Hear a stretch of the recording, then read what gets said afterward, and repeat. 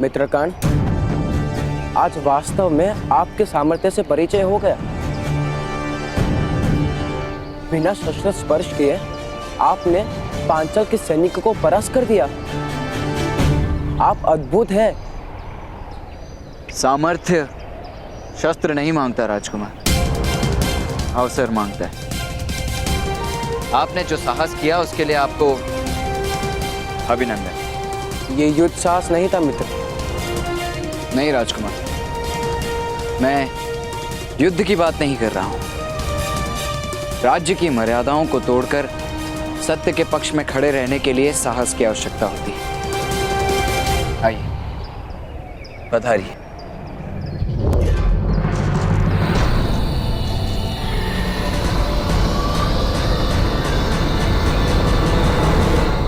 मेरा पुत्र अकेला है, किसकी प्रतीक्षा कर रहे हैं आप? जाइए, उसकी रक्षा कीजिए, सहायता कीजिए। सीमा पार करने का आदेश नहीं है हमें। अरे ये हमारी क्या सहायता करेंगे? हमें स्वयं आगे बढ़ना होगा। बढ़ो आगे, बढ़ो।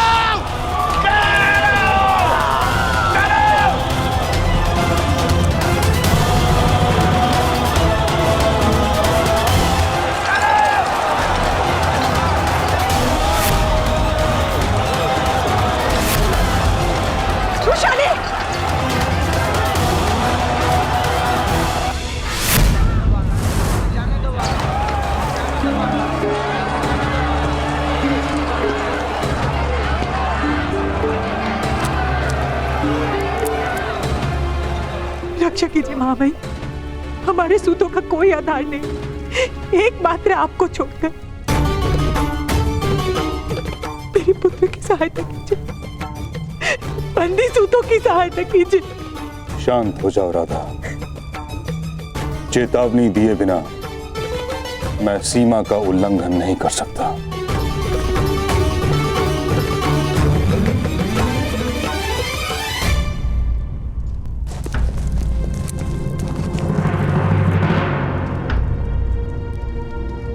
यही राष्ट्र धर्म है। बंदी सूतों को शीघ्र ही मुक्त कराया जाएगा। हस्तिनापुर की प्रजा के रक्षण का उत्तरदायित्व मेरा है।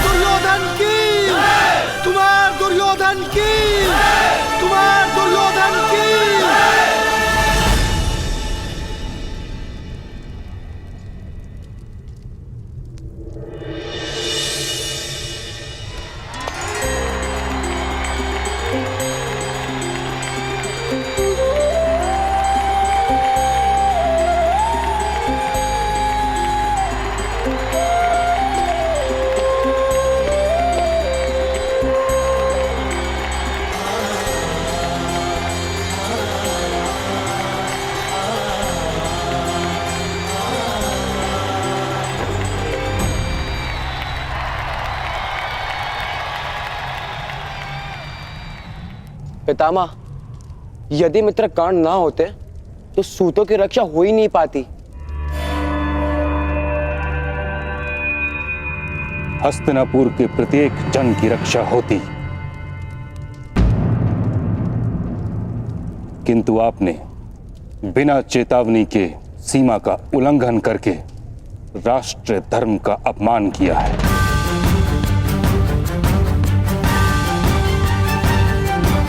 और इस अपराध का न्याय राज्यसभा में होगा।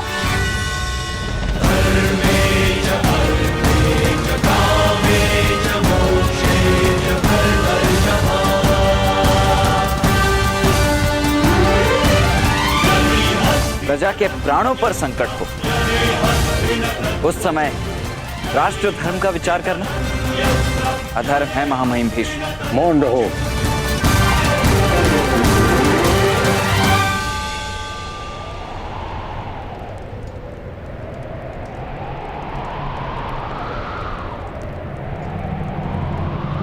जो सत्ता के स्थान पर बैठता है उसे प्रति क्षण राष्ट्र धर्म का विचार करना पड़ता है।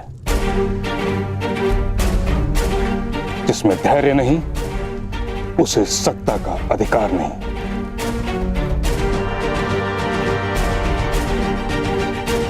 आपके धैर्य का परिणाम यह भी हो सकता था कि इन सूतों की मृत्यु हो जाए। तुम्हारे और राजकुमार दुर्योधन के अविचारी कार्य का परिणाम यह भी तो हो सकता था कि कुरु और पांचाल जैसे दो बड़े राष्ट्रों के बीच युद्ध हो जाता।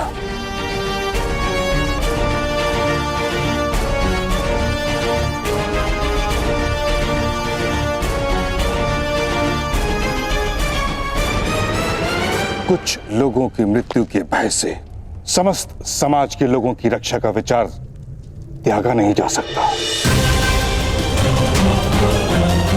यही राष्ट्रीय धर्म है।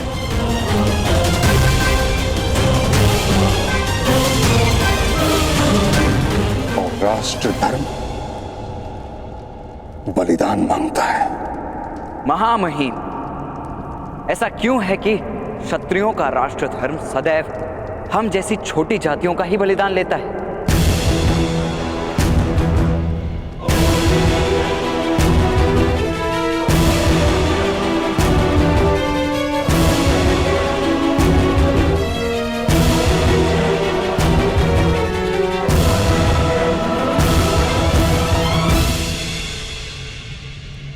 क्योंकि ये प्रश्न पूछने का साहस आज से पूर्व किसी में नहीं था कर।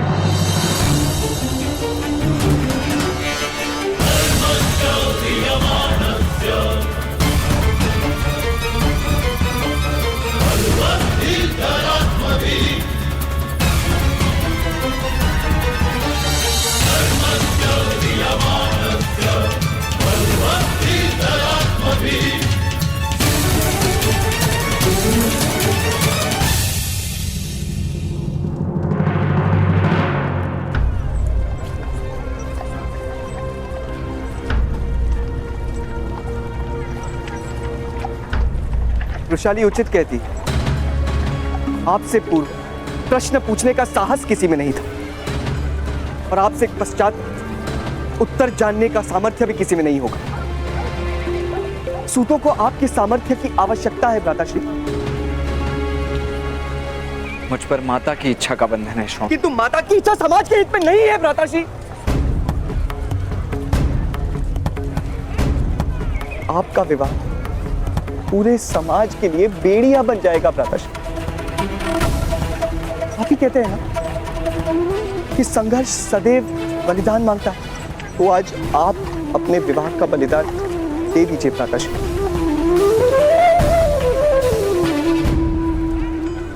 मैं वृषाली का बलिदान नहीं दे सकता शौन।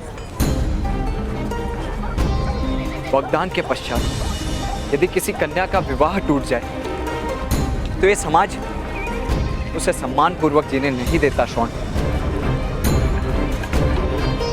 कन्या का सम्मान मिट्टी के पात्र की भांति होता है। चूल्हे का ताप तो सहन कर लेता है, किंतु ठोकर सहन नहीं कर पाता।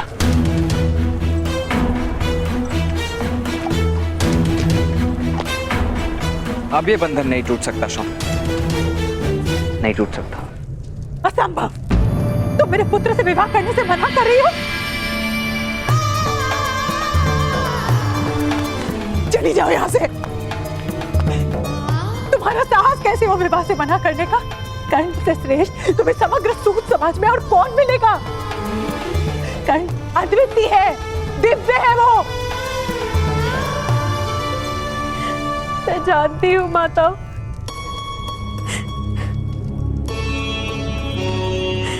मैं कर्ण का तिरस्कार नहीं कर रही, अपने सद्भाग्य के द्वार बंद कर रही हूँ। ये जानती हूँ मैं।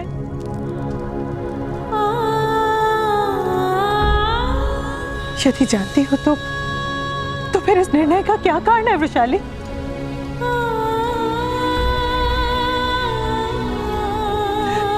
तुम जानती हो ना, तुम ही कर्ण का रक्षण हो। तुम नहीं जानती कि कर्ण क्या करने वाला था। यदि मैंने उस पर इस विवाह का बंधन ना डाला होता तो कर्ण पर क्या संकट आ जाता तुम्हें ज्ञान नहीं है। किंतु माता, मैं कर्ण के लिए बंधन नहीं बन सकती। ये अपराध है।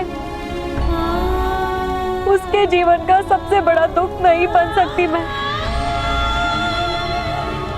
ये पाप होगा।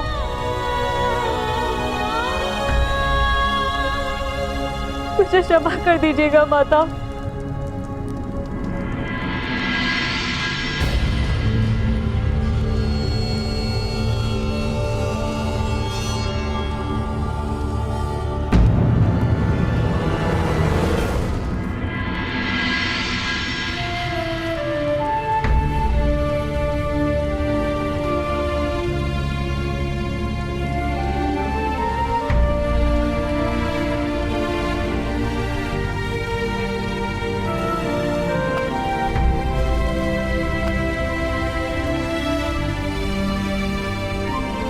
मैं तुम्हारी जीवन भर प्रतीक्षा करूंगी कर्ण।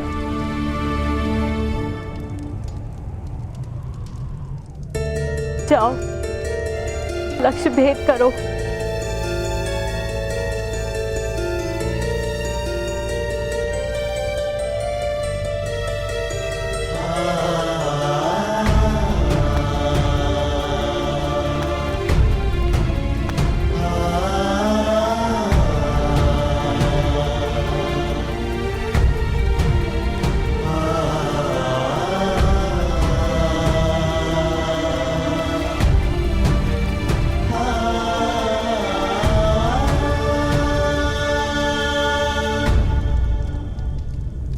कर्ण ठहरो, कहां जा रहे हो? हस्तिनापुर की राजसभा में शब्दों से लक्ष्य भेद करने जा रहा हूं।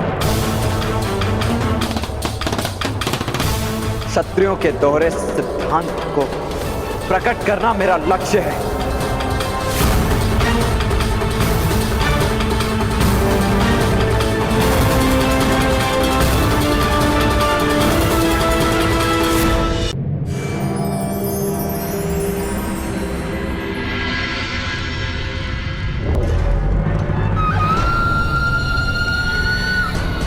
राजकुमार, राज्य को चलाने के लिए नीति और सिद्धांतों का ज्ञान होना आवश्यक है और उनसे परिचित होना राजपुत्रों का कर्तव्य है। किंतु पितामह, सूतों का दुख देखकर मैं विचलित हो गया था।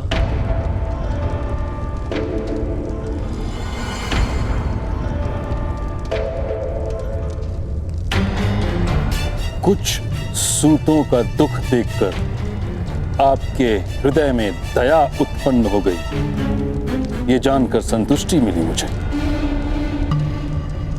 किंतु कुछ सूतों के लिए आप दो राष्ट्रों की प्रजा को युद्ध की अग्नि में नहीं झोंक सकते। आपके इस कार्य ने युद्ध का संकट उत्पन्न कर दिया, इसलिए आपको दंड प्राप्त होगा।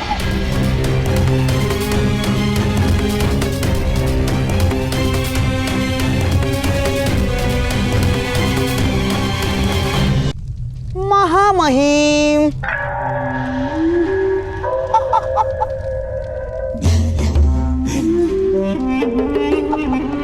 किंतु राजकुमार दुर्योधन ने प्रजाजनों की रक्षा के लिए राजपुत्र के कर्तव्य का निर्वाह भी किया है महामहिम। तो इस बात के लिए इनको पुरस्कार दिया जाएगा, किंतु ये समय न्याय करने का है। और महाराज, मैं आपसे विनती करता हूं कि आप न्याय करें। किंतु ताचरी, दुर्योधन की शिक्षा दीक्षा अभी नहीं हुई है, उसको दंड किस प्रकार दिया जा सकता है? दंड भी शिक्षा का एक भाग माना गया है। एक राजपुत्र को सामान्य अपराधी के समान राजसभा में खड़ा रहना पड़ रहा है, वो अपमान भी पर्याप्त दंड है ताचरी। मैं राजकुमार दुर्योधन को पुरस्कार के रूप में वरदान देता हूं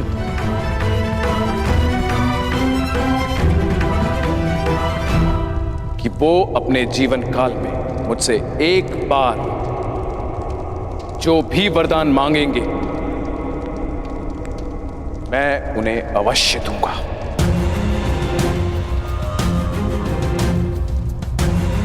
महाराज, आप केवल वही दे सकते हैं जिस पर स्वयं आपका अधिकार है, वह नहीं जिस पर गुरुकुल का अधिकार है। मुझे मेरी मर्यादा का ज्ञान है ताचरी। इस पुरस्कार का तुम उचित उपयोग करोगे दुर्योधन, ऐसी आशा करता हूं। महाराज की जय हो।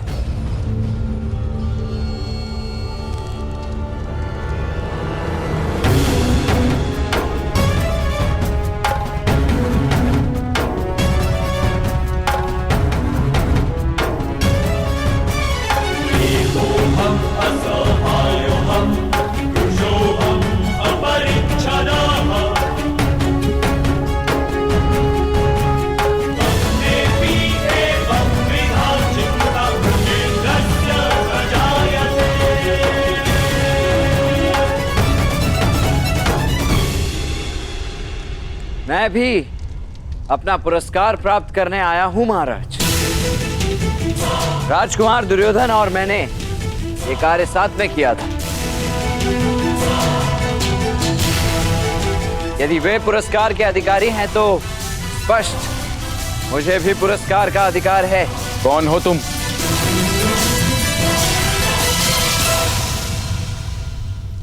पिताश्री, ये सूत पुत्र कर्ण है।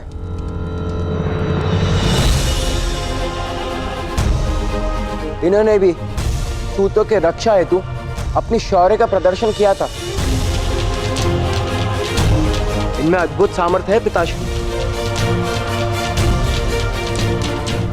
यदि ऐसा है तो तुम भी पुरस्कार के अधिकारी होकर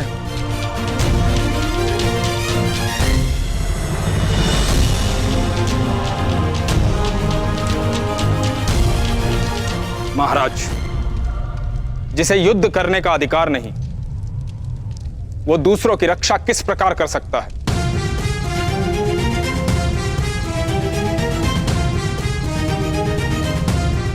रक्षा करने का अधिकार केवल क्षत्रियों को है। सूतों को रक्षा प्राप्त करने का अधिकार है। इसलिए कर्ण को पुरस्कार देने का प्रश्न ही नहीं।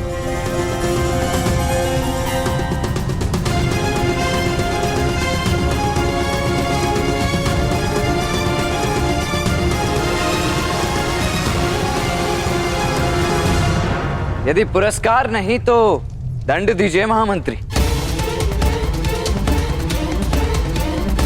मैंने भी राजकुमार दुर्योधन की ही भांति बिना आज्ञा लिए पांचाल की सीमा का उल्लंघन किया है। यदि उन्हें दंड मिल रहा है तो उसका भागी मैं भी हूं। क्या उस समय तुम्हारे हाथ में शस्त्र था? मेरे तो हाथ ही शस्त्र हैं। राज सेवक अथवा राजपुत्र को राजनीति की मर्यादाएं होती हैं। यदि कोई सामान्य प्रजाजन किसी दूसरी सीमा में प्रवेश करता है तो उसे घुसपैठ कहा जाता है, उल्लंघन नहीं। पांचाल अवश्य तुमको दंड देगा। हस्तिनापुर के लिए यह अपराध नहीं।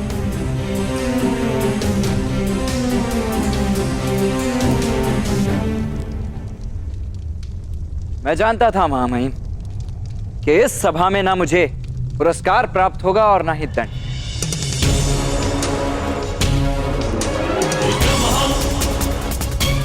मेरे प्रत्येक कार्य को नियम, सिद्धांत और नीतियों के मायाजाल में लुप्त कर दिया जाएगा, क्योंकि यदि आप मुझे दंड या पुरस्कार देंगे तो इसका अर्थ यह होगा कि मुझ में सामर्थ्य भी है और युद्ध करने का अधिकार भी।